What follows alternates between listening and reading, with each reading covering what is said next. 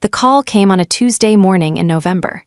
Carter Livingston's number on my screen, 11 digits I hadn't looked at in over a year. I let it ring twice before I picked up. "Harper, we have a critical situation.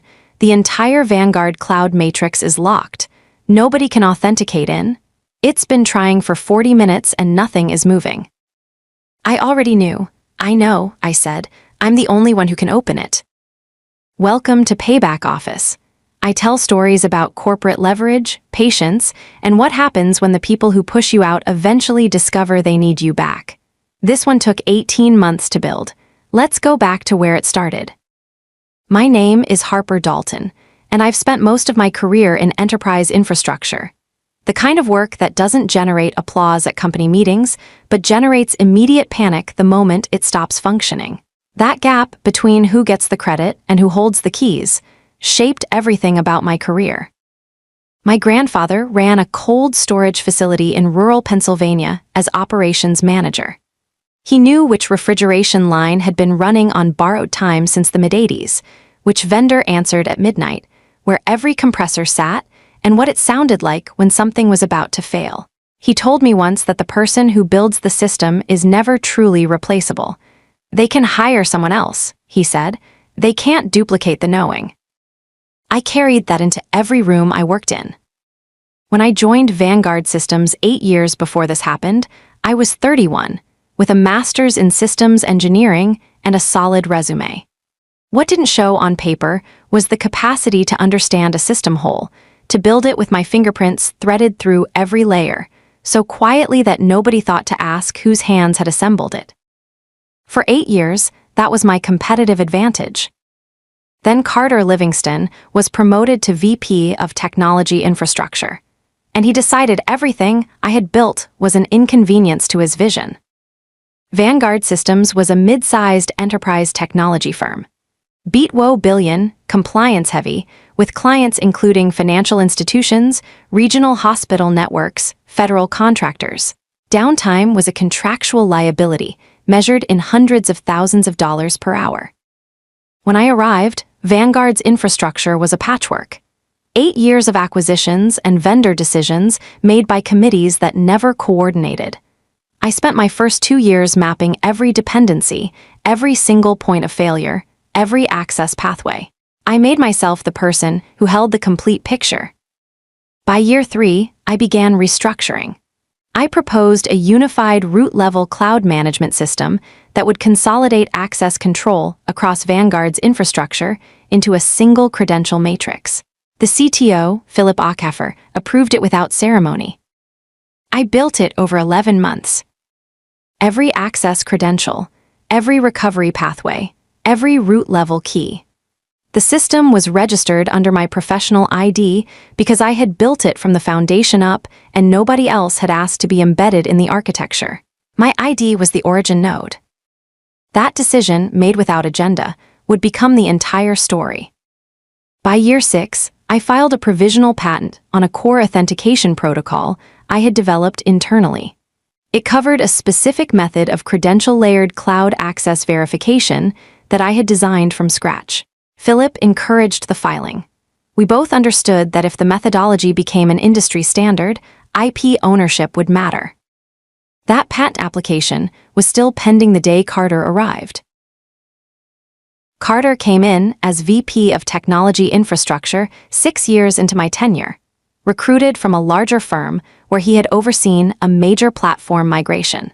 He arrived carrying confidence earned somewhere else and immediately applied it to a place he hadn't taken time to understand. Within 60 days, he was restructuring the technology organization, installing new team leads imported from his previous company. I sat across from him in a one-on-one during his 3rd month. "Walk me through the infrastructure architecture," he said. I spent 30 minutes doing exactly that, every layer, every dependency, clean and precise. He nodded through most of it. Then, "How many people understand all of this at a system-wide level besides you?" "Right now, just me."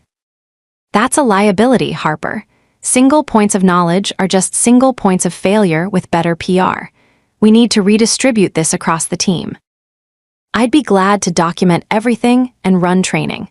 I've been requesting that resource allocation for 2 years. We'll get you what you need. The resources never materialized. What arrived instead, 8 weeks later, was a directive to transition key infrastructure documentation to Garrett Holt, someone Carter had brought from his previous firm. I could see the shape of what was forming. The patent proceeding continued quietly through Vanguard's legal department. I was waiting on the formal internal endorsement required before the application could advance to full filing. In month 4 of Carter's tenure, I received an email from Vanguard's legal coordinator.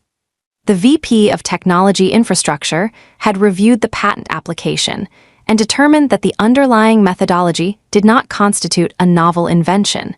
It was a standard implementation of existing architecture principles. He had declined to endorse. No meeting, no conversation, a coordinator's email. I requested a formal review. That request sat untouched for 3 weeks before a meeting was scheduled. The meeting was held in Vanguard's largest conference room, the one with glass walls overlooking the open floor plan, where 40 or 50 people had a clear line of sight. Carter had invited his entire leadership team, 6 people I barely recognized, plus Garrett Holt and 2 legal staff members. I arrived prepared for a technical discussion. What I walked into was not that. Carter stood at the head of the table with a printed slide deck. The cover page read, Infrastructure Methodology Review, IP Assessment. We've completed an internal technical assessment of the authentication protocol Ms. Dalton submitted for patent consideration. The assessment concluded that the methodology is a derivative application of existing standards. There is no novel contribution sufficient to protect. The assessment is wrong, I said. The layering method I developed is distinct in how it handles root-level credential recovery under live authentication load. That specific application has not been patented. Carter looked at me. Harper, with respect, every systems architect believes their work is novel, but believing it and demonstrating it to a patent examiner are 2 entirely different thresholds. I'm not describing a belief, I'm describing the technical architecture. And Garrett's team reviewed that architecture and concluded it doesn't meet the bar. The company is withdrawing its support for the application. I think we're done here. The room had watched the entire exchange. I had presented a precise technical argument and been dismissed in under 4 minutes, in a glass-walled room visible to half the floor. I gathered my folder, I stood up, I did not say another word.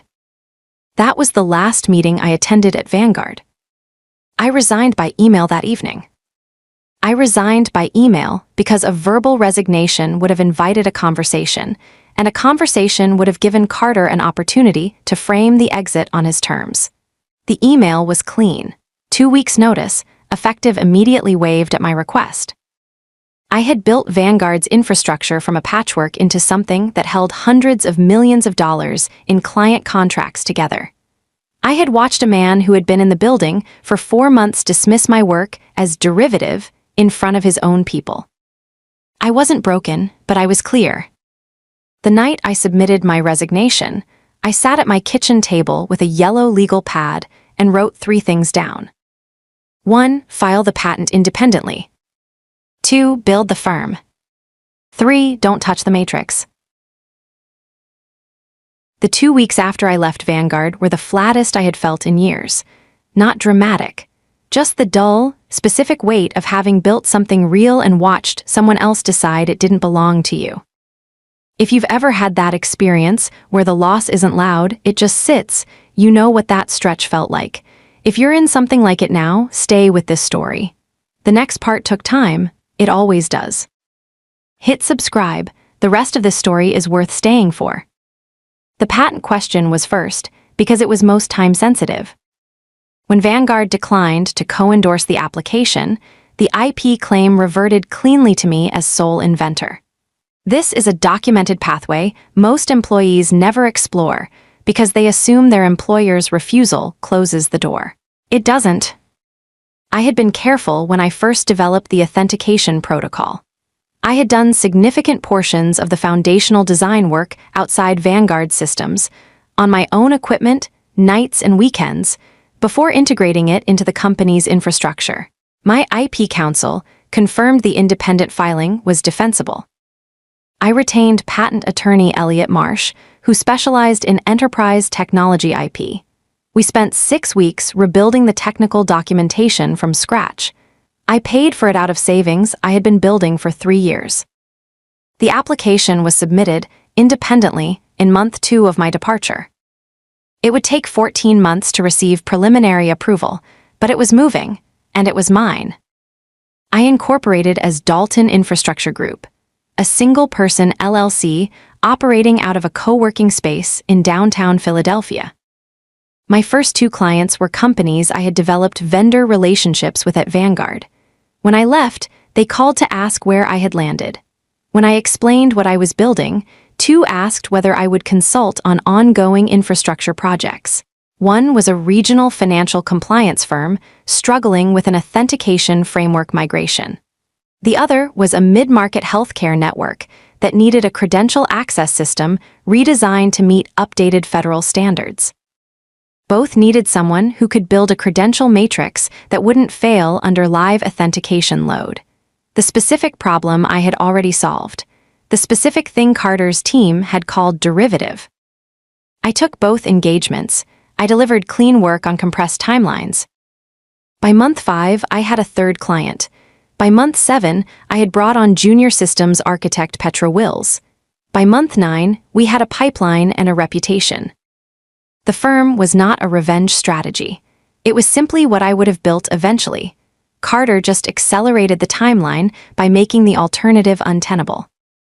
The 3rd item, don't touch the matrix, was the most consequential decision. When I built Vanguard's root-level cloud management system, the credential architecture was anchored to my professional authentication ID. This was not a policy violation. It was how the system had been designed when I was the sole architect. My ID was the build ID. The system initialized on my authentication and cascaded outward from there. Standard practice upon an architect's departure would have been a formal credential transfer, reassigning the origin node to a designated corporate service account. This requires active cooperation from the departing architect, a documented handoff, and a root-level credential audit. None of that happened when I left. Carter's team managed my departure quickly, administratively, at the surface level. My access to Vanguard's day-to-day systems was revoked within 48 hours. Email, VPN credentials, internal platform logins, all terminated. But the root-level cloud matrix sat 3 layers below the operational interface. Garrett's team had taken over management of the infrastructure I built, but they were managing the operational layer, the surface. Nobody had gone root deep to audit the credential origin. My professional authentication ID was still the foundation the entire system was running on. I knew this the day I left. I considered raising it. What I concluded was this: I had resigned. I had been dismissed. My professional obligation was complete. If their infrastructure team had conducted a proper credential audit, they would have found it immediately. That they hadn't was an operational failure on their side. I did not revoke the credentials. I did not transfer them. I simply left the matrix exactly as it was. And then I waited to see how long it would take them to notice. 8 months into building Dalton Infrastructure Group, I ran into Paige Kellner at an industry networking event. Paige was a technology sector recruiter, sharp, well-connected. She had reached out twice after my Vanguard departure with placement opportunities that felt like lateral moves dressed in upward language. I had declined both. When she spotted me at the event, she got straight to it. "Harper, how's the independent thing going?" "Well, 3 active clients, a 4th in conversation. We're growing." "Good," I ask because I've had 2 director-level roles that would have been very strong fits for your background. Infrastructure lead at scale. "I appreciate that." "You're not interested?" "Not right now." She studied me. "Can I be honest with you?" "Please." "Walking away from Vanguard the way you did, Without a leadership role lined up, going independent in a market that consolidates, it reads as reactive to some people. The window for stepping back into a director seat at a company with real scale is not infinite. You know that. I know. And you're still not interested. Not right now. She accepted that, but as we parted she said, "Whatever you're building, Harper, I hope it's worth what you're passing up." "It will be," I said. She didn't know what I knew. She didn't know about the matrix. She didn't know that the independent patent application was 6 months from preliminary approval. She didn't know that I had already developed a secondary authentication recovery protocol through Dalton Infrastructure Group, a proprietary system designed specifically for enterprise clients whose credential architecture had been built by a departing architect and never properly audited. Because Vanguard was not the only company in the world sitting on that specific problem. They were simply the most familiar one. And while I was designing the recovery framework for clients who needed it urgently, I was also designing the exact tool that would eventually be the only functional solution to a disaster nobody at Vanguard had yet realized was forming beneath their infrastructure. Over the 18 months following my departure, Dalton Infrastructure Group developed and filed proprietary documentation for what I internally called a Root Credential Recovery Framework, an RCRF. The concept was straightforward in principle and difficult to execute. A structured methodology for identifying, auditing, and transferring root-level authentication credentials in enterprise cloud environments where the original architect had departed under unplanned conditions. In plain language, a system for fixing exactly the kind of invisible time bomb that Vanguard's infrastructure team was sitting on without knowing it. The framework was built in 5 documented phases. Phase 1, root credential audit. Phase 2, dependency map. Phase 3, transfer protocol. Phase 4, verification layer. Phase 5, audit trail. Elliot Marsh helped me protect the framework. We filed a separate IP application covering the RCRF methodology, a clean, standalone filing. By month 14, I had 2 independent IP filings in process, a consulting firm with 6 active clients, and a proprietary recovery framework that precisely addressed the most dangerous, unresolved vulnerability in enterprise cloud infrastructure. The vulnerability that Vanguard had created for itself, the day their infrastructure team failed to conduct a root credential audit when I walked out.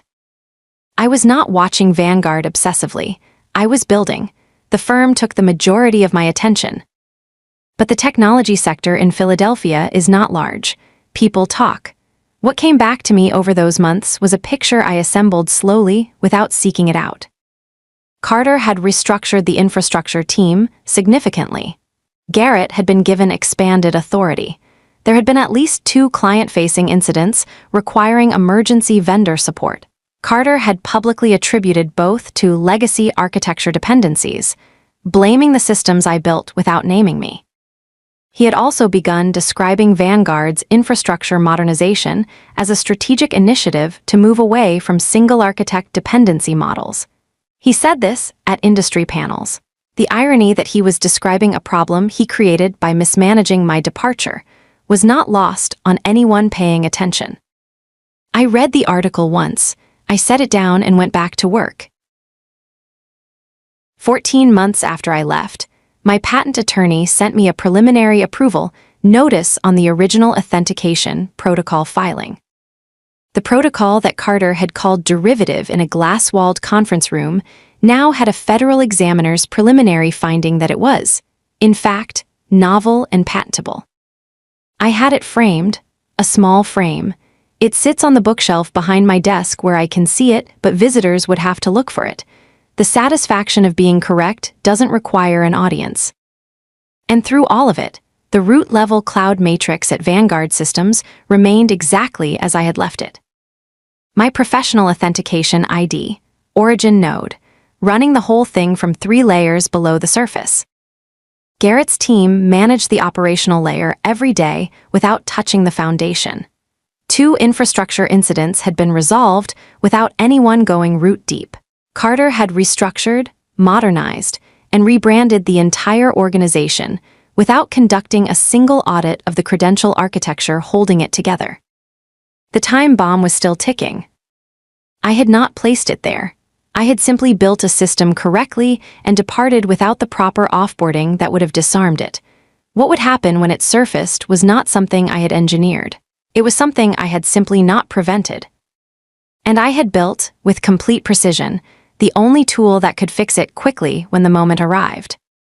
That is not revenge. That is preparation meeting inevitability.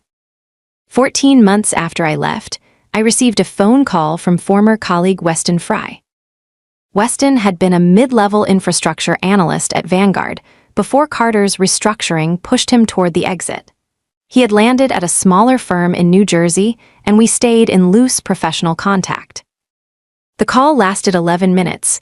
Most of it was catching up. Then, near the end, almost as an aside, I heard something through a former Vanguard contact that I thought you might find interesting. Apparently, Garrett's team has been dealing with some kind of recurring authentication anomaly in the cloud environment. Not client-facing, internal, but it's been happening long enough that people are starting to ask questions. I kept my voice even. What kind of anomaly? Access resolution delays. Certain administrative functions are intermittently returning authentication errors that don't match any of the user credentials involved. Like the system is reaching for something that isn't where they think it is.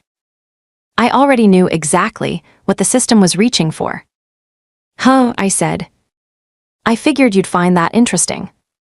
I do, thanks for the call. I hung up and sat with the information. Not with satisfaction, with recognition. The way you feel when an equation you wrote years ago finally produces the output you always knew it would. The matrix was starting to show its foundation. Let me explain the technical reality of what Garrett's team was experiencing. The root-level cloud matrix I built was a living credential architecture, one that regularly performed internal authentication cycles, resolving system-level access queries against the origin node to confirm credential chain integrity. These cycles happened automatically in the background, standard practice. The difference in Vanguard's system was that those cycles resolved against my professional ID, not a corporate service account. My personal professional authentication ID, which was no longer associated with any active Vanguard system account, but which remained structurally embedded in the matrix as the origin node. For 14 months, the system had been quietly performing those cycles and returning what appeared to be successful resolution. Because the credential record still existed in the matrix's deep architecture, even though the account it referenced was no longer active. It was like a building's alarm system calling a disconnected phone number. For a while, the call goes unanswered and the system logs it as an acceptable timeout. Eventually, the timeouts accumulate, the error threshold is crossed, and the system begins behaving erratically. That threshold had been crossed sometime before Weston's call. The authentication anomalies Garrett's team were seeing were surface symptoms of a root-level credential conflict that had been building for over a year. And nobody on Garrett's team could identify the source because identifying it required a root-level credential audit, the exact audit that should have been conducted when I departed. They were looking in the operational layer. The problem was 3 layers below them. I had built the only structured methodology in the industry for finding and fixing exactly this kind of problem. 3 weeks after Weston's call, Adrienne Cole from Hartwell Advisory, a compliance consulting firm we partnered with, called with what she framed as a hypothetical question. Hypothetically, if a mid-sized enterprise technology firm were experiencing recurring authentication failures that their internal team had been unable to resolve over 4 to 6 weeks, and those failures were creating compliance documentation gaps for federal contract clients, what would your assessment of the urgency level be? The urgency level would be high. Federal contracting compliance timelines don't accommodate extended infrastructure anomalies. You're looking at potential contract review triggers within 60 to 90 days. And if the firm's internal team had been unable to identify the root cause despite multiple diagnostic cycles, then the root cause is below where they're looking. The diagnostic approach needs to change, not the diagnostic effort. A pause. Would Dalton Infrastructure Group have capacity to take on that kind of engagement? We would need to assess the specific architecture first. But yes, structurally, that's exactly the kind of problem we're built to solve. I'll be in touch. She did not name the client. She didn't need to. Only one company in my professional orbit fit every variable. A mid-sized enterprise technology firm, federal contracting clients, authentication failures in a cloud environment, an internal team unable to find the root cause despite weeks of effort. I knew whose infrastructure was failing. I knew why. I knew that the only methodology capable of resolving it quickly enough to protect their federal contract relationships was sitting inside Dalton Infrastructure Group's proprietary documentation. I also knew that the person responsible was going to have to make a decision about whether his pride was worth more than his company's federal contracts. I did not call Adrian back. I let the situation breathe. What happened next came to me secondhand. 3 weeks after Adrian's call, Carter held a closed-door meeting with Garrett and 2 members of Vanguard's executive leadership, the COO and General Counsel. The meeting addressed the authentication anomalies, which had escalated from an internal nuisance to a documented compliance concern. One of Vanguard's federal contracting clients had submitted a formal inquiry about the authentication delays. The person staffing the assistant station outside had previously worked with me for 3 years. She called me 2 days later. The meeting had started controlled and ended visibly tense. Carter had presented Garrett's latest diagnostic summary, 4 weeks of investigation that had identified surface symptoms, but failed to locate the origin of the credential conflict. The COO asked how long the investigation had been ongoing. Garrett answered honestly, 6 weeks total. The General Counsel asked, "Is this a security incident or an architecture failure?" Garrett answered, "Architecture failure. There's no indication of external intrusion. The system appears to be resolving against a credential reference that is either outdated or misregistered at a level below our current diagnostic access." Carter, then we need deeper diagnostic access. Whatever layer this is sitting on, we need to reach it. Garrett, the challenge is that reaching the root-level architecture requires origin credential authentication. We've been working under the assumption that the corporate service accounts hold that access. They don't appear to. We're trying to determine what credential actually initializes the system at origin level. The COO, are you telling me we don't know who holds root access to our own cloud environment? We're working to confirm that, Garrett said. Carter said nothing for a long moment. Keep working, I want an answer by end of week. The meeting ended shortly after. End of week came and went. Garrett's team did not have an answer, because the answer was not in any layer their diagnostic tools could reach. The answer was threaded through a credential origin that only one person fully understood. And that person was building a consulting firm in downtown Philadelphia, sitting on a proprietary recovery framework and waiting for a specific phone number to appear on her screen. I don't know exactly when Carter's team finally identified my professional ID as the origin node. I know it happened in the 3rd week of the crisis window, after the federal client inquiry, and before the contract review trigger Adrian had described. What I know is what the discovery would have looked like: a root-level credential audit, finally performed, finally reaching the foundation. A scan of the origin authentication record. A professional ID attached to a name that had not been an active Vanguard employee for over a year. My name. I know what that discovery would have required Carter to reconcile. That the infrastructure he had restructured, the platform Garrett's team had been managing, the cloud environment holding his federal client relationships together, all of it initialized on the credentials of the woman he had dismissed as derivative in a glass-walled conference room. That his own departure management had left a live origin credential, embedded 3 layers below an infrastructure he believed he had taken over completely.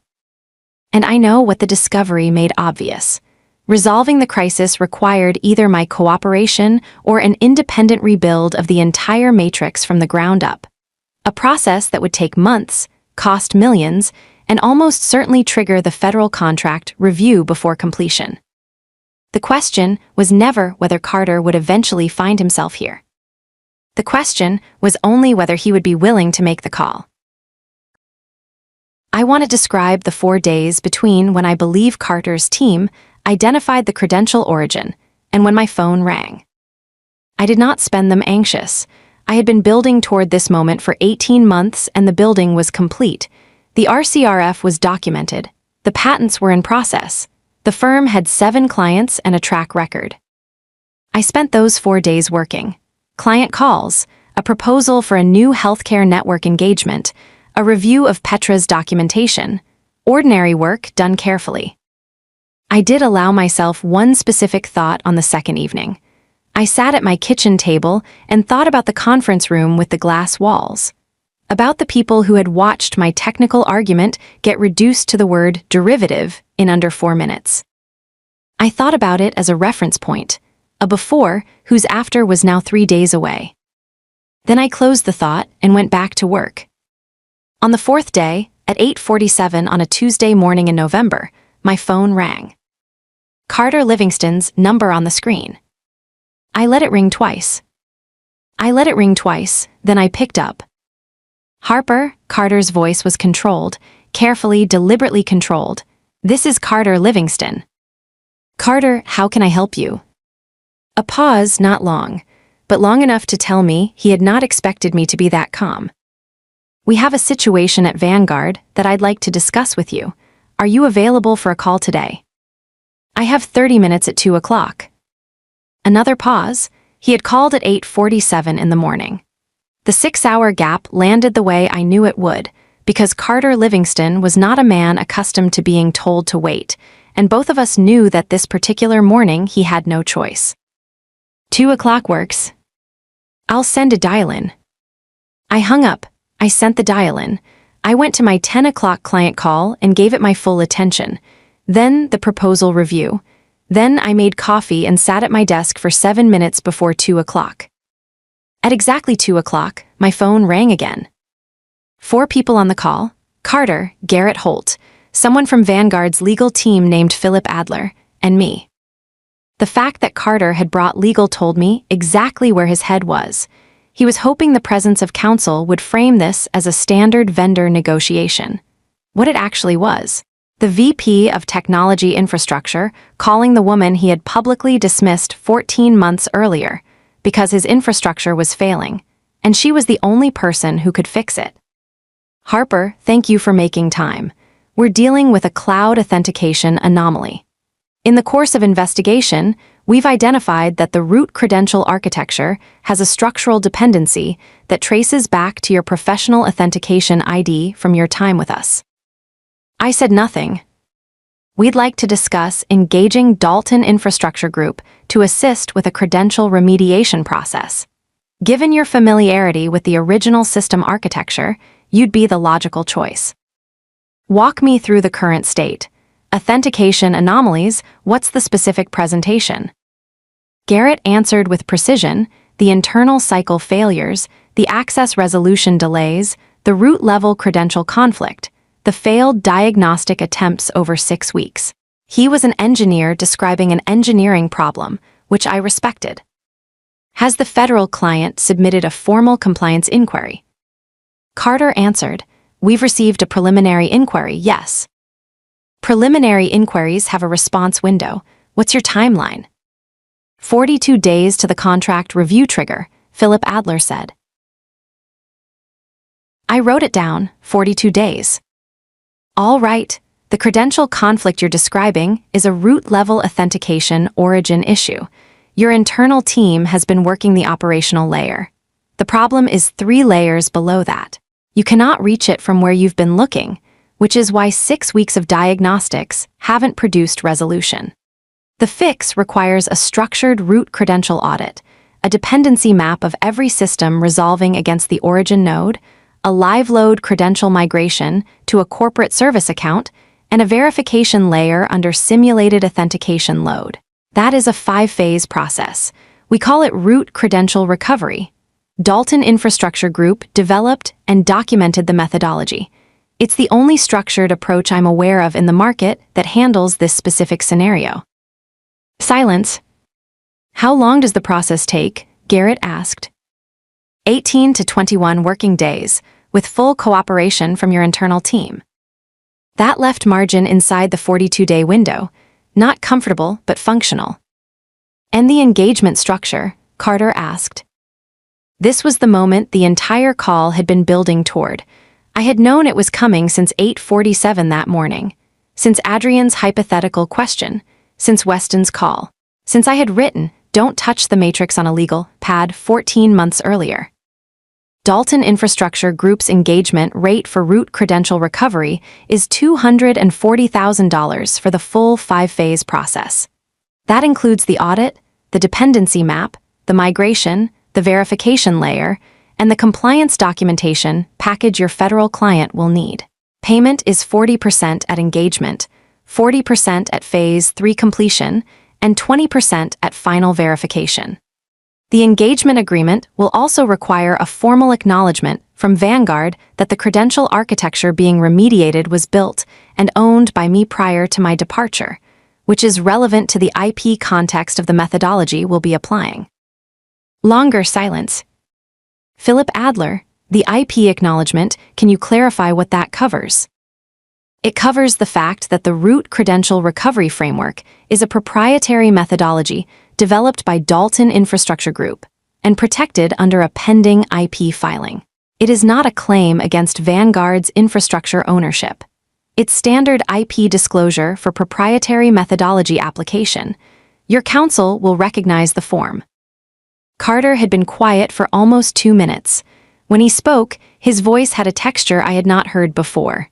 Not defeated, Carter Livingston would not allow himself to sound defeated on a recorded business call, but compressed, like someone speaking from inside a smaller space than they were accustomed to occupying. Is the rate negotiable? I had expected this question. I had decided months before exactly how I would answer it. No. It reflects the specialization of the methodology and the timeline compression you need. I'm not aware of another firm that can execute this process inside your compliance window. If you'd like time to explore alternatives, I'd suggest moving quickly given the 42 days. The offer to explore alternatives was not a bluff. It was accurate. There were no meaningful alternatives available on that timeline, and everyone on the call understood that. Philip Adler asked 2 more questions about the engagement agreement structure. Garrett asked one technical question about Phase 3, and I walked him through it. Carter said almost nothing for the final 12 minutes. At the end, we'll need the engagement agreement by tomorrow morning. You'll have it by end of business today. Thank you, Harper. I recognized, in those 3 words, the full distance between where this man had stood 14 months ago and where he was standing now. Of course, I said.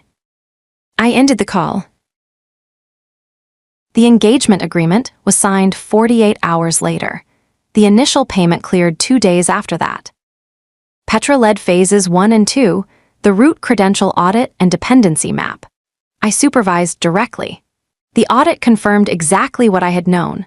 My professional authentication ID as origin node, cascading through 114 system dependencies, touching every client-facing authentication function and 17 internal administrative systems.